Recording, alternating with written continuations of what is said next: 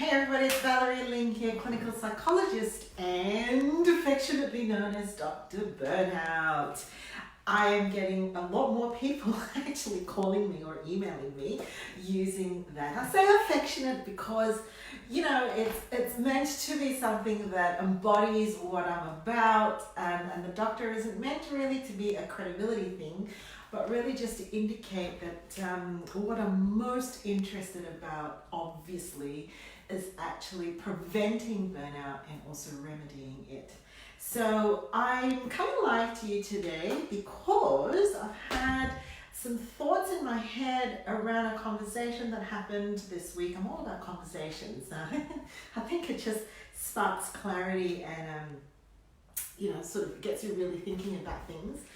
A conversation about growth mindset. Now this dovetails also with my thoughts about being in a small business environment. Why I love being in a small business environment is because you have front seat tickets to a growth mindset. Now, a growth mindset, the principles, you can Google that. That's really not what I'm talking about. Sometimes we take these things and we study it and then we make it into a formula. But I actually really want to talk about growth in terms of our own sense of mental health and well-being and what it means personally for me. So growth is that thing, right? Like if you've ever done one of those science experiments and you put what looks like a really solid bean into a wet cotton ball and you look at it and you think, what could possibly happen? What could possibly happen? And then a little bud emerges, and then before you know it, you've got like sprouts and shoots, right? How on earth does that happen? How does something so tiny and seemingly in one form transform into something totally different? Well, that's the beauty and the wonder of growth, and that's really what happens within us, deep within ourselves, is a kernel of something that looks like it's in one form, but if you invest in it and if you nurture it, becomes something else. When we are really stuck in busyness and being reactive and just looking at what's 5 centimeters from our toes, we are not in a growth mindset. We're not actually looking at what could be. We're actually only just looking at what is. And a lot of the times, because of the way human beings are and our negative attribution bias, when we're looking at what is, we're most often looking at all the things that are going wrong. If we project that, however, and we actually get a hold of that little seed that's in us that's busting to germinate, it propels us into not only a future thinking, but a possibilities thinking. Looking at what could be that could grow from something that's organic within us.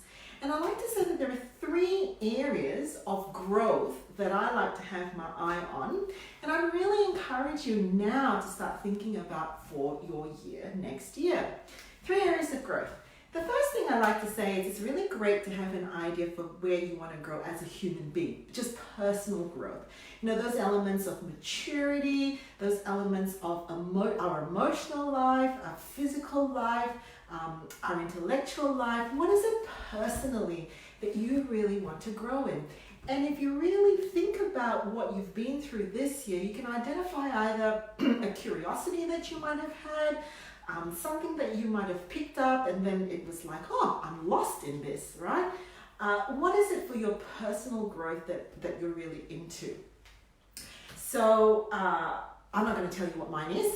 You have to come up with your own. Professional growth. Now, doesn't mean that you have to have a job, okay?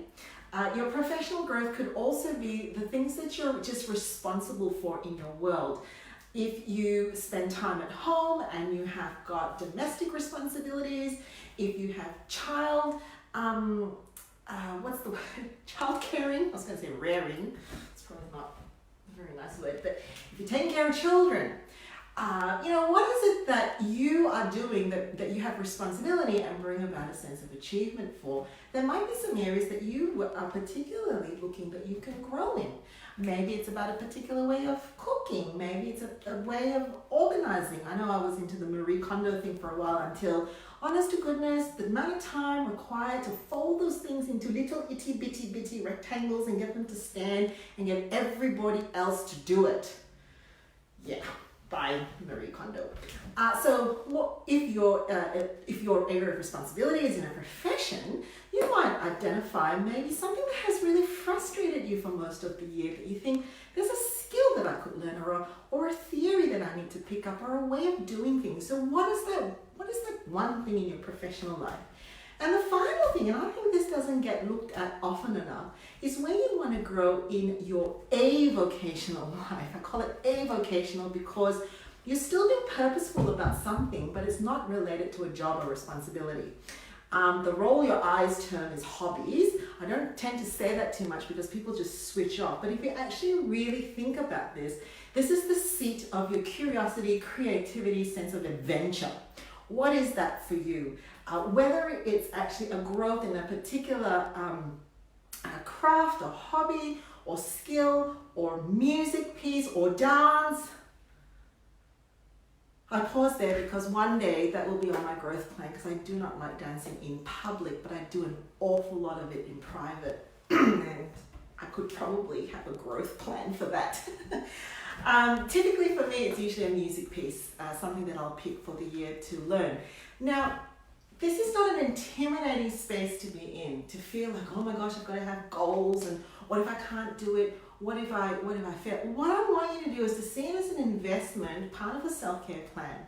It's just an investment that you get to see a little seed within you that hasn't had a chance to get nurturing and sunshine and water invested in and germinate, and who knows what direction that could go in. Have you seen those sprouts? They go like in all these different directions. They go everywhere.